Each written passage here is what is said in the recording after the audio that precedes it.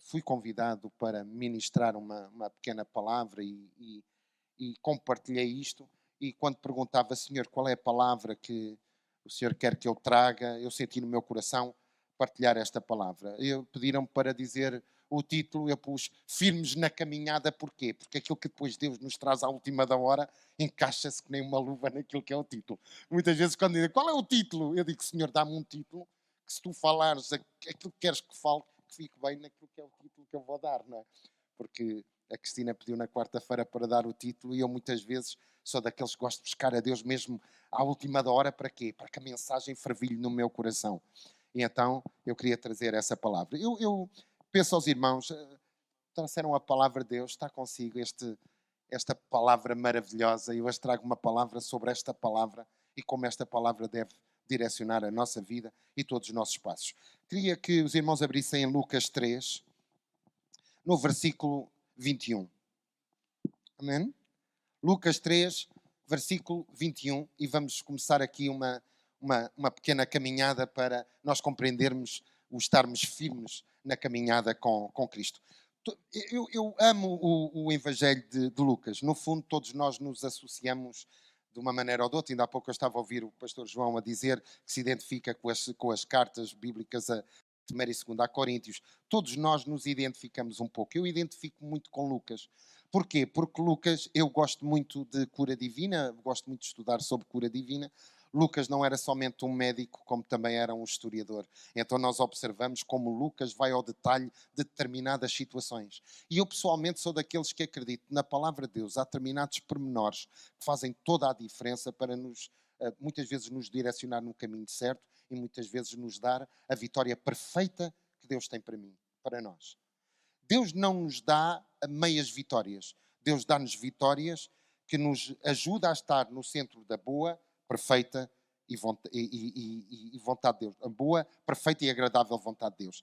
As vitórias de Deus é para nós caminharmos numa certeza na fidelidade de Deus, no amor de Deus para connosco. Quando nós buscamos a Deus de todo o nosso coração, Deus é fiel. E mesmo quando nós somos infiéis, Deus permanece fiel, porque de modo algum se pode negar a Ele próprio.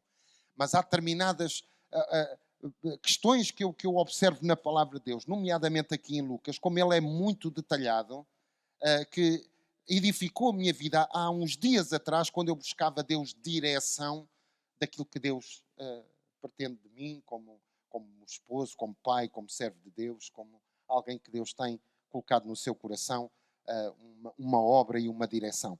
Nós podemos observar o batismo de Jesus e nós entendemos a determinada altura que João Batista estava a batizar e Jesus, diz-nos a palavra, foi para ser batizado e ao ser batizado, estando ele a orar, o céu se abriu e o Espírito Santo desceu sobre ele em forma corpórea como pomba e ouviu-se uma voz do céu que dizia: Tu és o meu filho amado, em ti me comprazo. É importante nós entendermos que aqui o céu se abre quando há o batismo de Jesus. Jesus é Deus, mas é o Deus feito homem. E se nós temos que aprender em como ser homens guiados pelo Espírito de Deus, nós devemos aprender primeiramente com Jesus. E é isso que me chama aqui a atenção, é que quando Jesus é batizado, o céu se abre e Deus de forma audível disse algo sobre a vida de Jesus que é importante nós entendermos. Tu és o meu filho amado, em quem me comprazo. E é importante nós entendermos que Deus tem exatamente a mesma visão em relação a nós como seus filhos. Quando nós aceitamos Jesus como Senhor e Salvador, a palavra de Deus nos diz que Jesus nos deu o direito, conquistou para nós o sermos chamados filhos de Deus. E como filhos de Deus, nós temos que ter a certeza absoluta que somos filhos amados. E isso faz toda a diferença na nossa caminhada. Deus nos ama como filhos.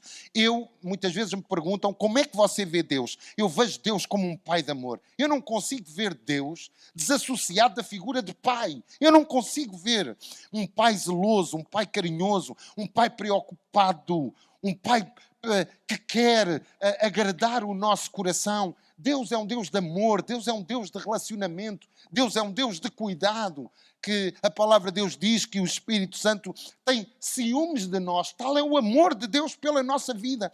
E se nós entendermos o amor de Deus pela nossa vida, em como Ele tem prazer em dizer: tu és meu filho amado, em quem eu me comprazo, a nossa vida e a nossa caminhada muda radicalmente. Porque tudo aquilo que o inimigo da nossa vida quer em relação a nós é que nós tenhamos a ideia que não agradamos o coração de Deus, que não somos filhos de Deus, que Deus não se compraz sobre a nossa vida, que Deus não tem prazer na nossa vida, que Deus não tem alegria na nossa caminhada. E isso é uma falácia do inimigo, porque o amor de Deus é derramado no nosso coração através do Espírito Santo. E é o amor de Deus, a alegria de Deus, que nos constrange a vivermos cada vez mais numa intimidade que Deus, através do seu Espírito, quer ter connosco. Quando nós ouvimos a falácia do inimigo, que Deus não tem prazer na nossa vida, nós nos esquecemos a base principal do Evangelho. Jesus morreu porque nós éramos fracos. O Espírito Santo foi derramado na nossa vida, está no nosso coração, está na nossa vida, e a palavra de Deus diz que Ele não nos assiste nas nossas fortalezas. Diz que o Espírito Santo nos assiste nas nossas fraquezas. Logo, se eu digo que sou totalmente forte, e entenda o que eu quero dizer, se eu sou totalmente forte, é como se eu dissesse que não preciso da obra do Espírito Santo em minha vida.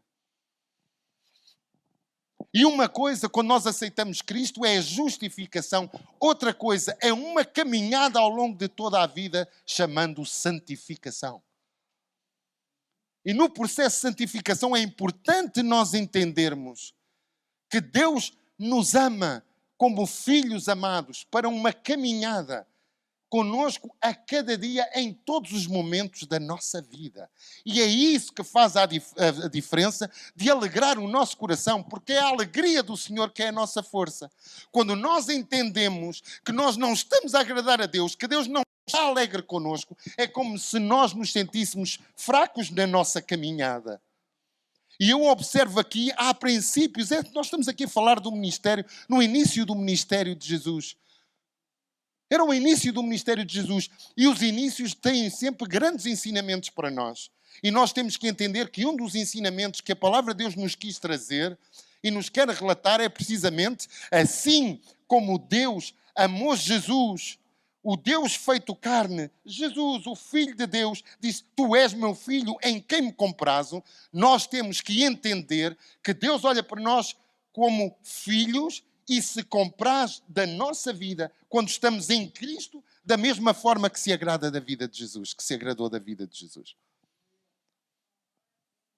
E isto é que nos leva ao verdadeiro cristianismo. Isto é que nos leva à verdadeira caminhada de intimidade com Deus. Quantos de nós somos pais? Todos nós somos pais e mães que estamos aqui. Amém? Eu creio isso de todo o meu coração. Até porque Deus abençoa todas as pessoas a serem frutíferos. Eu, pessoalmente, creio que a esterilidade, digamos assim, é uma maldição e nós somos abençoados. Por isso eu creio que todos nós somos pais e mães que aqui estamos. O que é que nos dá prazer? O que é que nos dá alegria quando nós vemos um filho? Ainda ontem a minha esposa chamava a atenção e dizia assim: os olhos da tua mãe, quando tu chegas, sentas-te à mesa, ela não tira os olhos de ti e diz: estás bem, filho? Está tudo bem contigo, filho? É aquele olhar de mãe. Você entende? É aquele olhar de cordão umbilical, não é? De identificação. E às vezes a mãe pergunta ao filho: como é que tu estás? E o filho diz: está tudo bem. Não é? Deus também é assim. Qual é o pai que não deseja o convívio com o seu filho, a alegria com o seu filho, o caminhar com o seu filho? Evangelista, você não sabe o que está a dizer. O meu pai foi o péssimo pai, o pior pai que eu já vi na minha vida. Mas então você aprenda com a palavra de Deus, porque Deus como pai não tem nada a ver daquilo que foi a sua má experiência. Entenda isso. Deus, como um pai, tudo o que deseja é caminhar conosco, nos levar pela mão, nos levar a aprender, nos levar aos melhores lugares, aos lugares onde nós podemos desfrutar dele, entrar na intimidade com ele, agradarmos o seu coração, mas acima de tudo sentirmos que Deus tem prazer em agradar o nosso coração. Uma vida de cristianismo não pode ser uma vida de seca. Não é. Não é o que está na palavra de Deus. Uma vida de intimidade com o Espírito Santo não é uma vida de sofrimento, de tristeza, de momentos que nós chegamos e dizemos como isto é complicado, como isto é difícil. E eu costumo dizer, se alguma coisa não nos leva a caminhar na vida e vida em abundância, alguma coisa está errada da nossa parte, não é de Deus. Porque a palavra de Deus nos diz que Jesus já nos deu tudo aquilo que diz que tem direito à vida, à alegria e à vida em abundância. Vida plena. Eu vim para que tenham vida, disse Jesus. E vida abundante. E vida plena. E vida completa. Mas nós muitas vezes olhamos determinados irmãos e nós não vimos essa vida e vida plena. É lutas atrás de lutas. É dificuldades atrás de dificuldades. E nós nos esquecemos que muitas vezes só atravessamos determinadas dificuldades porque muitas vezes nós não buscamos a comunhão do Espírito Santo para receber dele refrigério e direção. E não é o que Deus... Não é Deus que não quer. Não é Deus que quer que eu seja enfermo, porque através da minha enfermidade eu vou aprender o que é ser humilde e eu vou glorificar a Deus. Eu não vejo isso na palavra de Deus. Porque se a enfermidade glorificava a Deus, Jesus então foi contra o princípio da palavra e da vontade de Deus. Porque Jesus curava, libertava todos os oprimidos de Satanás. Então, se a enfermidade glorifica a Deus, Jesus não glorificou. Porque quando Jesus se aproximava de um enfermo, aquilo que Jesus devia dizer é, olha, é a vontade de Deus, é que tu o glorifiques através da tua própria enfermidade. Ah, evangelista, mas você está-se a esquecer alguns versículos da palavra de Deus que nos dá e ensina-nos outra realidade como um espinho de palo. Mas se nós formos ao pormenor, nós entendemos que a enfermidade não é bênção de Deus, nem direção de Deus para a nossa vida. Nós somos pais e somos mães. Se o nosso filho passar uma dificuldade, isso traz-nos alegria. Ainda bem que estás doente, assim vais aprender. É essa atitude que você tem como pai, como mãe. Não é. Então porquê é que o nosso Deus, que não tem amor, Deus é a essência do amor, ficaria contente e alegre quando você chora, quando a sua caminhada está difícil, quando a sua caminhada está complicado, quando a sua caminhada tem determinados desafios? Porquê é que ficaria alegre nessa situação? E há dias eu meditava na palavra de Deus e via precisamente isso. O primeiro passo que eu observo, a primeira situação que eu observo em relação à vida, ao ministério de Jesus, o céu se abriu e ele ouviu a voz de Deus e todos ao seu redor ouviram a voz de Deus que dizia, tu és meu filho amado em quem me comprazo. E nós, para termos uma caminhada de sucesso em Cristo, eu não estou a falar no sucesso humano, aquele carnal, aquele que nos traz glória, que nos envaidece. Não estou a falar isso. Estou a falar uma caminhada para a honra e glória de Deus. Nós fomos conquistados por Cristo para sermos o bom perfume de Cristo.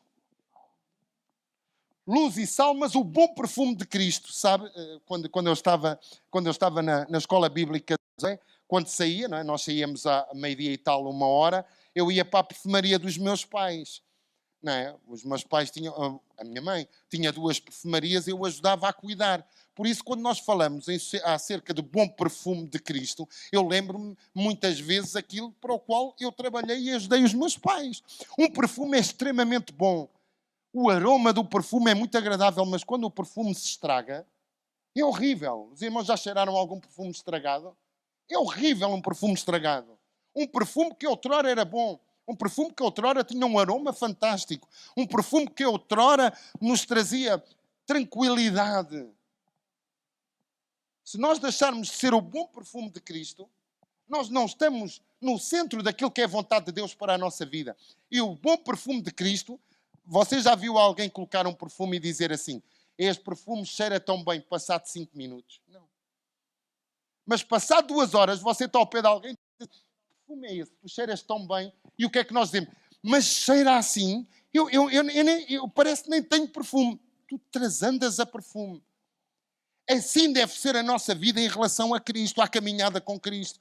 Nós somos o bom perfume de Cristo para que o bom perfume de Cristo possa ser inalado por todos aqueles que estão ao nosso redor, por todos aqueles que precisam de uma direção, de uma bênção do nosso Senhor, que precisam muitas vezes de serem orientados, aconselhados. Nós somos o bom perfume de Cristo. Mas não há como ser o bom perfume de Cristo se nós não estivermos na essência do próprio Cristo e o próprio Cristo como essência em nossa vida. Não há como. Evangelista, o que é que você está a dizer? Eu estou a dizer que aquilo que eu observo de pessoas que se dizem cristãs, num marasmo da tristeza e do deixa andar, quase como a cantar aquela canção do deixa a vida me levar e vida leva eu, é uma coisa por demais. Por um lado nós dizemos que Cristo está às portas, por outro, nós nunca observamos tanto o corpo de Cristo a passar dificuldades, mas mais do que dificuldades, uma apatia enorme. Uma apatia. Uma apatia que não vem como corpo de Cristo. Uma apatia enorme que vem individual de cada filho de Deus, que não está no centro da vontade de Deus, que não está na comunhão com o Espírito Santo, que não está naquilo que Deus deseja para a sua vida, porque o corpo de Cristo neste lugar somos nós. O pastor João pode ser super empolgado, super palavra abençoada, mas se você não estiver nem aí, como corpo, nós não estamos a desfrutar o melhor de Deus para nós. E essa apatia vem como resultado da nossa vida, do nosso dia-a-dia, lá fora, no nosso lugar de oração, na forma como nós buscamos a Deus, a forma como nós buscamos a palavra de Deus e, acima de tudo, a forma como nós buscamos a intimidade com Deus e o conhecimento de Deus. Evangelista, o que é que você está a querer dizer? Estou a querer dizer que se você entrar numa live de alguém que tenha uma palavra de Deus ungida, com conhecimento, a pessoa tem 50, 60 pessoas a visualizar. Mas se você entrar, muitas vezes naquelas lives que a pessoa diz, tenho uma profecia para si, entre, porque o Deus vai falar consigo. Você tem 700, 800 pessoas a dizer, dá-me uma palavra, dê-me uma palavra, dê-me uma palavra. Agora já perderam esse hábito, mas eu antes recebia muita mensagem que dizia assim, evangelista, dê uma palavra de Deus para mim. Pois, nós estamos a rir, mas isto não tem piada nenhuma em relação à pessoa que pergunta. Porque a pessoa diz assim, olha, eu não quero ler a Bíblia, eu não quero orar, eu não quero ter intimidade com Deus, mas quero que você, através de Deus, me diga o que é que Deus tem para mim. Isto já é vera. Mas mais complicado são aquelas pessoas que depois dizem assim, Deus está-me a dizer, meu servo, prepara as tuas malas, prepara a tua chave, porque outro país se vai abrir para ti. Isso é que eu acho preocupante. Nós estamos a falar de uma pessoa que não tem intimidade com Deus, mas está a buscar uma direção de Deus, e a direção de Deus é logo uma viagem que coloca a pessoa a não sei quantos quilómetros de distância. Eu não consigo entender isso. Eu não consigo entender como nós abdicamos da intimidade de Deus, de buscarmos o Espírito Santo de Deus em determinadas coisas que não nos edificam, não nos trazem direção. E vou dizer uma coisa, muitas vezes não é a direção de Deus para a sua vida.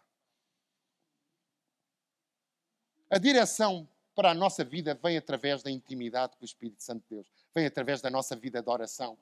Mas, evangelista, como é que é uma vida de oração? Uma vida de oração é orar em todo o tempo. Eu estou no banho e oro. Eu estou a conduzir e oro. Se Deus vive em mim, se o Espírito Santo está em mim, então a minha vida de oração não tem a ver com Deus. Não tem a ver como na antiga aliança que o povo tinha que ir buscar a um Deus que está distante. Deus vive em mim. A minha vida de oração se renova a cada minuto. Basta eu me predispor a orar. Porque o Deus Criador de todas as coisas não está lá, está cá. Então a minha vida de oração, isto faz toda a diferença. A minha vida de oração muda completamente, porque a minha comunhão com Deus é saber que sempre que eu abro a minha boca direcionada a Deus, que eu vou ter resposta de Deus, que eu vou ter direção de Deus. E muitas vezes a falta de sabedoria de nós como cristãos é não entendermos como é que Deus fala ao nosso coração. Deus fala ao nosso coração de maneiras às vezes que nós nem imaginamos.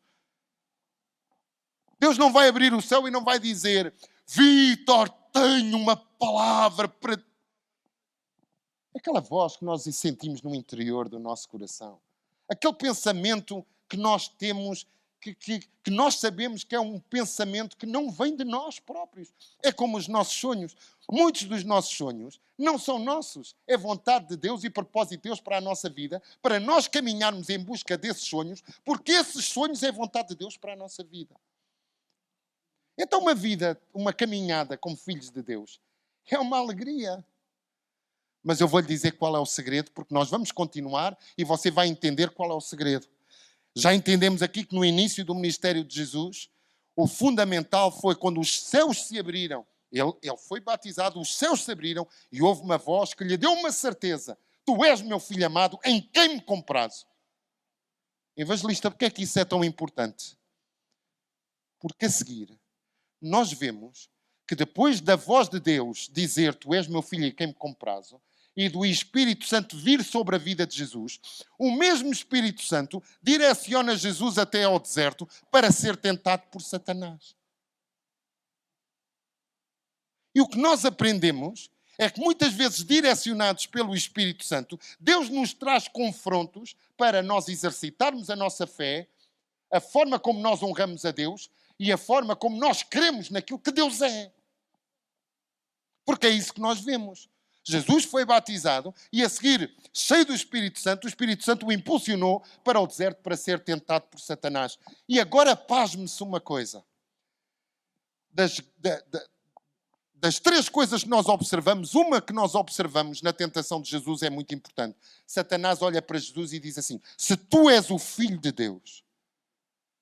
Foi tal e qual como no jardim do Éden. Quando a dúvida sobre a Eva, da integridade e do amor de Deus. Entenda, Jesus ouviu a voz que dizia, tu és meu filho amado em quem me compraz, o inimigo vem até à sua vida para lhe dizer, se tu és filho de Deus. E muitas vezes nós estamos aqui, você está a olhar para mim, mas quantas e quantas vezes na nossa caminhada a palavra decreta que nós somos filhos de Deus, amados por Deus, e nós ouvimos aquela acusação interior que diz, como é que tu podes ser filho de Deus? Tu não reages da melhor maneira. Tu és impulsiva. Tu és vingativa. Tu és assim. Tu és assado. Tu és aquele outro. E muitas vezes, para nos questionar, a nós entendermos que talvez não sejamos filhos de Deus e talvez o nosso Deus não tenha prazer e não se compraza na nossa vida. Quando a palavra de Deus diz que nós somos filhos de Deus, nós somos filhos de Deus. Quando a palavra de Deus diz que o Espírito Santo habita em nós, é porque o Espírito Santo habita em nós. Quando a palavra de Deus declara sobre a nossa vida aquilo que declara, é para nós termos a certeza que aquilo que Deus diz, Deus cumpre. Assim é a palavra que sair da minha boca, diz Deus. Ela não voltará para mim vazia, mas prosperará naquilo para o qual eu enviei. Quando Deus enviou uma promessa para com a nossa vida, que está escrito é para nós tomarmos posse como uma realidade.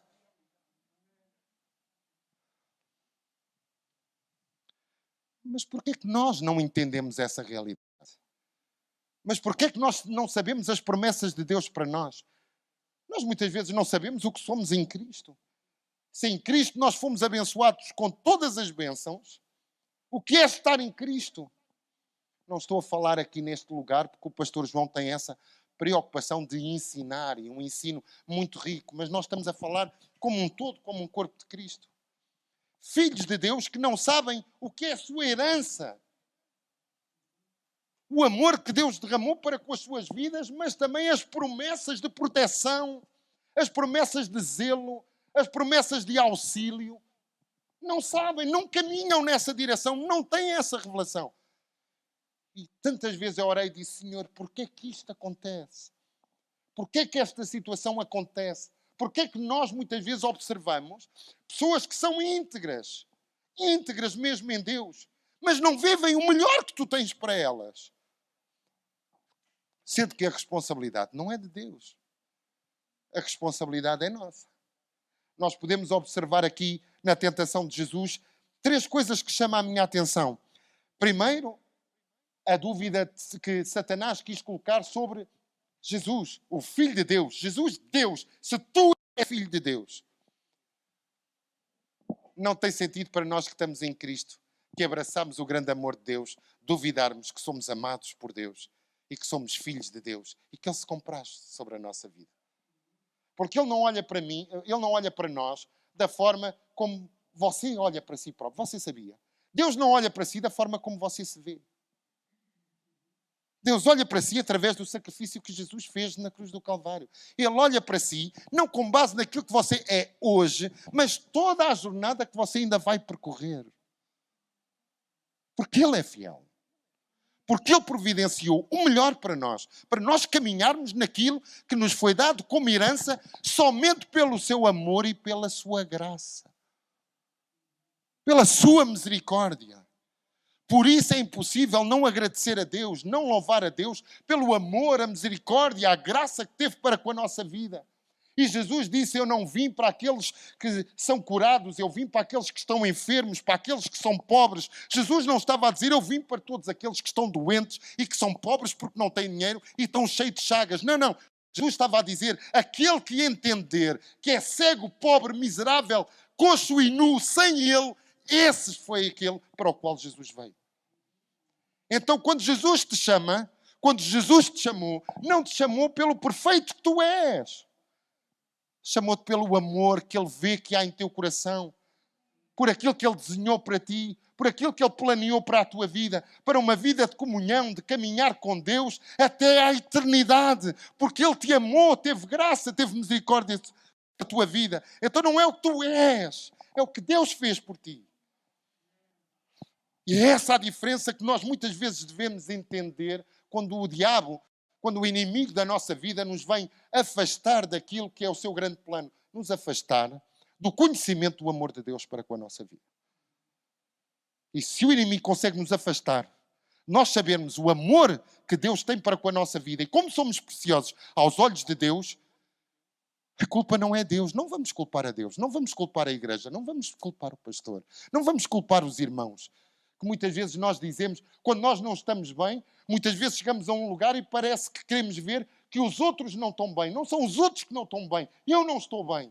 E por não estar bem, eu tento pôr e passar para os outros que os outros não estão bem quando o problema sou eu. Por isso é que é importante nós entendermos que estamos num corpo. Não é somente o tomar a Santa Ceia, é nós entendemos que estamos no corpo. Nós visualizamos o corpo de Cristo, que foi muito por nós, mas nós também visualizamos o corpo de Cristo, que são os irmãos. Você faz parte do corpo, comigo. A minha vida é abençoada porque você está na minha vida. Porque você faz parte do corpo onde eu também estou. Porque não há nada que Deus ama mais do que a unidade dos irmãos. Não há nada que Deus ame mais do que quando nós estamos juntos para o louvar, para o glorificar, para atrair a sua glória, para trazer o seu reino sobre esta terra. Na tentação nós observamos o inimigo a dizer, quando Jesus teve fome, nós observamos algo que o inimigo também tenta trazer contra a nossa vida. Manda que estas pedras se transformem em pão. No fundo, o que o diabo lhe estava a dizer é, faz um milagre e aproveita de ti próprio. Jesus não queria fazer, nem nunca fez milagres em proveito próprio. Os milagres que Ele fez foi para nos demonstrar e nos ensinar a nós como é que podemos viver recebendo o sobrenatural de Deus e vivendo o sobrenatural de Deus. E é interessante que Jesus disse, nem só de pão viverá o homem. E este aqui é um segredo. Você já vai entender quando eu terminar esta palavra. Nem só de pão viverá o homem, mas de toda a palavra que procede da boca de Deus. Mas se nós formos observar o corpo de Cristo atualmente, estão mais preocupados com o pão do que com a palavra que procede da boca de Deus. Evangelista, você está-nos a criticar? Não, eu estou a pregar para mim. Eu não prego para ninguém, eu prego para mim. Às vezes estamos mais preocupados com o pão nosso de cada dia nos dá hoje do que em nós buscarmos a sua honra, buscarmos a sua glória, o adorarmos por aquilo que Ele é, não o adorarmos por aquilo que Ele nos pode dar, mas pela essência daquilo que Ele é. O que o corpo de Cristo carece não é de um Deus que providencia como em sinais, prodígios e maravilhas. Isso nós sabemos que Ele faz. O que o corpo de Cristo carece muitas vezes é de buscar com a honra e a glória que Deus precisa, que Deus merece, que Deus merece. E que nós precisamos Porque quanto mais nós buscarmos a glória de Deus sobre a nossa vida, mais nós somos abençoados. Nem só de pão viverá o homem, mas de toda a palavra que procede da boca de Deus. O inimigo também continua dizendo que era importante que Jesus, querendo glória, e isso nos chama a atenção como filhos de Deus, e ainda mais como servos de Deus, para se criar glória. Jesus disse, não, está escrito, ao teu Deus adorarás e só a Ele darás culto. Irmãos, o nosso caminhar, o nosso sucesso, a nossa felicidade, a nossa, não é de Deus, a nossa, é nós buscarmos a Deus como único Senhor, como único Salvador, como único que tem a provisão para nós, e a Ele tributarmos honra e glória. Foi isso que está escrito para nós observarmos na tentação de Jesus, aquele que era o objetivo do inimigo, do desfocar daquilo que era o propósito para a sua vida. E nós temos que entender. Se há alguém que sabe que os anjos foram enviados para proteger, foi Satanás. Ele era um anjo. Ele sabia que os anjos foram... Mas ele é tão sujo que se vira para Jesus e diz assim, olha, atira-te aqui abaixo porque está escrito que Deus vai enviar os anjos para te proteger.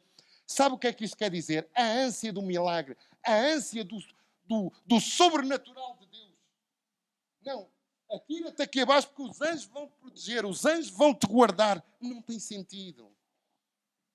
Porque Deus nos protege sem nós termos a necessidade muitas vezes de o colocar à prova e de perguntarmos, Senhor, tu és capaz de fazer isto? Você entende? Para terminar, vamos agora para o centro daquilo que eu quero dizer. Se você continuar aqui, leia comigo que é importante que você preste atenção. Em Lucas 4, no versículo 12, há 5 coisas muito importantes para nós. 5 coisas. Aconteceu que estando Jesus em uma das cidades... peço desculpa, não... Lucas 4, estava aqui noutro. Lucas 4, versículo 16. Indo para Nazaré, onde fora criado, entrou num sábado na sinagoga, segundo o seu costume. Primeira coisa que nós entendemos com Jesus. Jesus, antes do seu ministério, a sua preparação o levava à sinagoga. Lugar onde era discutido, onde era falado a palavra de Deus. Sabe o que é que eu observo aqui? Que se Jesus, que era Deus, ia à sinagoga e era seu costume, nós devemos também vir à casa de Deus como um costume. Mas não é um costume de religião. É um costume de dádiva, de entrega, de busca a Deus, buscando a sua honra, buscando a sua glória e sendo bênção para os nossos irmãos. Não é vir ao culto porque eu vou brilhar. Ninguém tem uma voz como eu. Ninguém prega como eu. Ninguém faz. Pastor João, se eu não vier ao culto, o culto não é a mesma coisa, porque eu sou o tal, eu sou a estrela. Ouça, eu já vi quem disse isto. E passado 2, 3 anos você vai ver, a pessoa nem tem um ministério, não tem o dom que dizia que tinha e já nem está como filho de Deus na igreja do Senhor. Não sei porque é que os irmãos estão a concordar tanto comigo.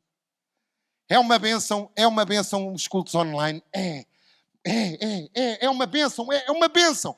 Mas não substitua os cultos online por estar aqui no corpo. O contacto, olhos nos olhos, o aprender, o ver se a irmã está bem, se não está bem, precisa da minha oração, venha cá, você está batido, eu quero lhe dar um abraço, porque Deus diz para eu amar. Logo, se você está carenciado de um abraço, eu como filho de Deus quero lhe dar um abraço. E é aqui nos olhos.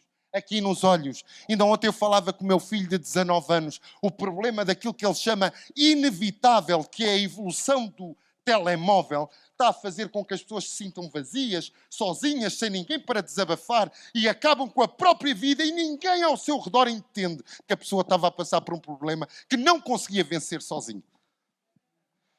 Evangelista, o que é que você está a querer dizer? Eu estou a querer dizer que quando nós vimos à casa do Senhor, se o meu casamento não está bem, eu venho ser abençoado. Se as minhas finanças não estão bem, eu venho ser abençoado. Eu venho buscar a glória de Deus, eu venho buscar a presença de Deus, eu venho buscar ensinamento, eu venho buscar a proteção do meu líder, do meu pastor. A palavra de Deus diz que os nossos líderes darão contas pela nossa própria vida. E há pessoas que aquilo que fazem é pura e simplesmente deixar muitas vezes os pastores no maior abandono e tristeza, porque só vão para os momentos de oba-oba. Evangelista, você tem a coragem de dizer isso? Tenho. Tenho, porque eu não gosto de hipocrisias. Ouça, servir a Deus é glorioso, mas tem momentos, se você pedir ao pastor João para abrir o seu coração, há momentos de lutas que só ele e Deus é que sabem. E quando ele vem aqui para trazer uma palavra e vê a sua presença e vê a sua oração e vê que você está aqui firmes num só propósito, isso anima o seu coração. Evangelista, o pastor João disse para lhe dizer isto. Não, nem falámos antes de eu vir pregar. Vamos falar agora, depois para o almoço, que eu faço questão de ir almoçar com ele. Seja uma bênção para o seu pastor. Você não sabe como há pastores que levam uma carga que só ele e Deus é que sabem. Nós temos a ideia que os pastores, tudo é perfeito, tudo é bom, porque afinal eles são servos de Deus. Eles falam com Deus face a face. A vida é difícil, a minha como filho de Deus. O pastor é aquele que vive nos pinca. Ouça, se você pedir a um pastor para abrir o seu coração, às vezes a caminhada é pesada. É pesada. É pesada. E as nossas orações, o nosso amor, a nossa presença, o estarmos juntos. Pastor, o que é que há para fazer? Pastor, é a obra de Angola, conte comigo. Não é o pastor que vai fazer sozinho. O pastor não tem essa obrigação. Somos nós como corpo.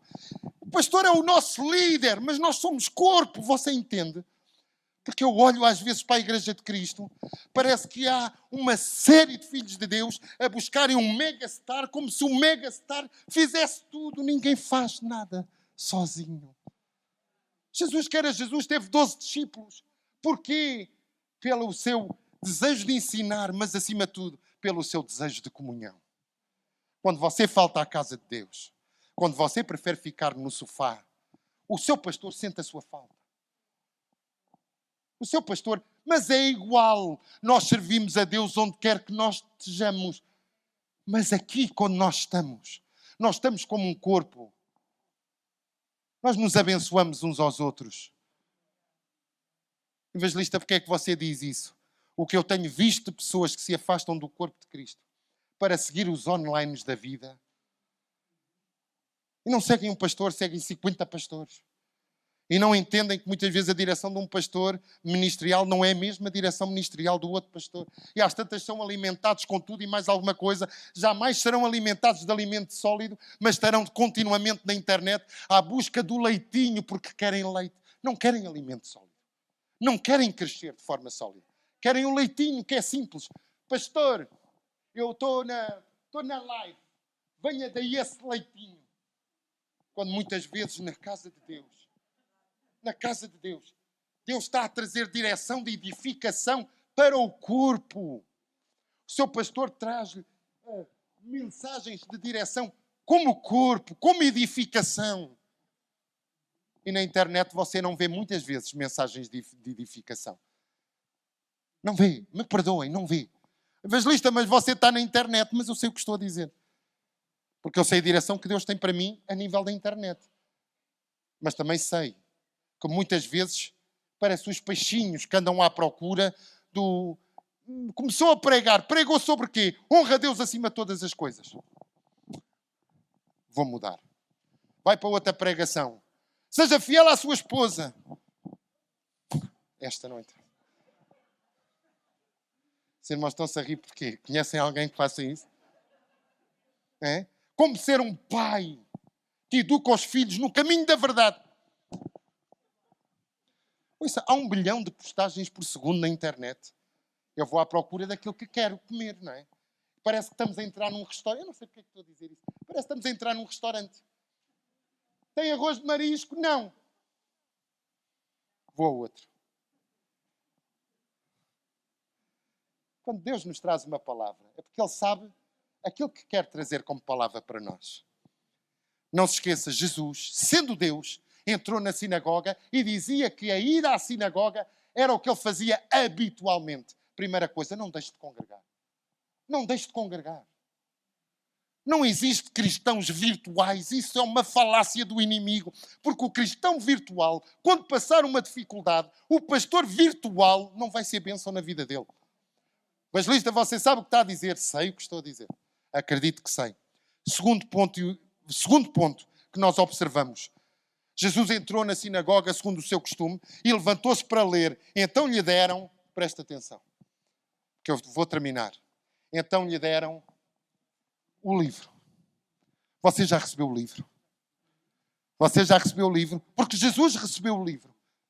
Mas ele não recebeu somente o livro. A palavra de Deus diz que ele abriu o livro. Onde é que está a sua Bíblia? Está na prateleira? Está no seu quarto?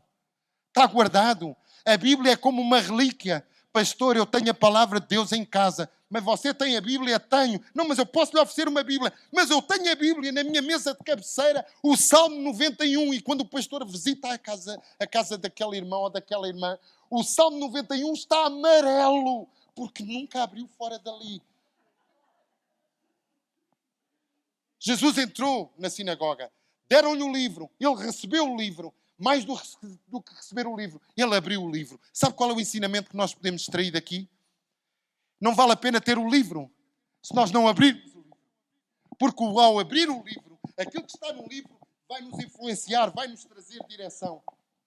Jesus não somente recebeu o livro, como abriu o livro, mas ele leu o livro. Evangelista, porque é que às vezes há coisas tão complicadas que nós vimos que as pessoas não caminham em vitória? Porque têm um livro, recebem o livro, têm um livro, mas não abrem o livro. E quando você não abre um livro, você deixa de receber o que o livro tem para si como ensinamento, como caminhada. Você precisa das palavras do livro. Mas eu tenho um iPad. Eu também. Evangelista, você é contra um iPad? Não. O que é certo é que se você estiver muitas vezes a ler a Bíblia no seu telemóvel, eu lhe garanto que quando você entrar em algo que o Espírito Santo quer falar ao seu coração, entra uma mensagem do WhatsApp, do Facebook, mais do Instagram, do Telegram, dos e-mails, até de quem nunca se lembra de si há uma série de tempo. Quando você lê a palavra de Deus no seu aparelho eletrónico, você vai ser bombardeado por mensagens do Facebook. Mas sabe uma coisa? Quando você abre o livro, você tem algo que você não tem na internet. Na internet você pode ter milhares de amigos, mas se você passar uma dificuldade, esses amigos não existem. São virtuais. Mas dentro do livro está aquele que vive e que deu a sua vida por si. É o livro. Não é somente receber o livro, abrir o livro e a ler o livro. Quando Jesus leu o livro, Jesus se confrontou com aquilo que era a direção para o seu ministério. Por isso é que Jesus, ao abrir o livro, ele diz: o Espírito do Senhor é sobre mim, pelo que me ungiu para evangelizar os pobres, enviou-me a proclamar libertação aos cativos, a restauração da vista aos cegos, para pôr em liberdade os oprimidos e a pregoar o ano aceitável do Senhor. Ele disse isto porque ele sabia o que diz o livro. E muitas vezes nós temos o livro, não abrimos o livro, não lemos o livro e queremos saber o que Deus tem para nós, queremos saber a direção de Deus para nós, queremos saber as promessas de Deus para a nossa vida, só porque temos o livro. Mas nós temos o livro, recebemos o livro, temos o livro, mas não abrimos o livro. E sem abrir o livro, nós não podemos dizer, como Jesus, a certeza da direção que ele sabia que a sua vida e o seu ministério tinha que levar. E muitas vezes o nosso problema, temos o livro, mas não abrimos o livro. Não abrimos o livro, não lemos o livro. E aqui nós vamos observar que Jesus não somente recebeu o livro, como abriu o livro, como leu o livro, mas ele fechou o livro. Evangelista, ele recebeu, abriu, leu e fechou, mas não era suposto o livro estar sempre aberto. Aí é que está o erro muitas vezes nosso. Por isso a palavra de Deus nos diz que Jesus fechou o livro. Sabe porquê? Porque você pode ter o livro, receber o livro, ter o livro, ler o livro, mas quando você fecha o livro, é para que o livro viva em si e você vá viver o livro nos lugares onde você está. Por isso, diz-nos a palavra de Deus, que olhavam para Jesus e viam graça em todas as palavras que saía da sua boca. Sabe porquê? Porque o que saía da sua boca não é somente o livro que ele recebeu, o livro que ele abriu e o livro que ele leu. É o livro que ele decidiu viver. E agora, para terminar, porque é que muitas vezes, como filhos de Deus, nós vimos filhos de Deus, íntegros diante de Deus, mas não caminham em vitória? Porque têm um livro. Receberam quando lhes foi dado. Têm um livro. Abrem o livro. Mas não leem o livro. Pior, não vivem o livro. Porque se nós lermos o livro e vivermos o livro, a bênção de Deus anda atrás de nós e nos alcança. Porque aquilo que Jesus nos disse é para nós aplicarmos a sua palavra à nossa vida. Cristianismo não é ter o livro.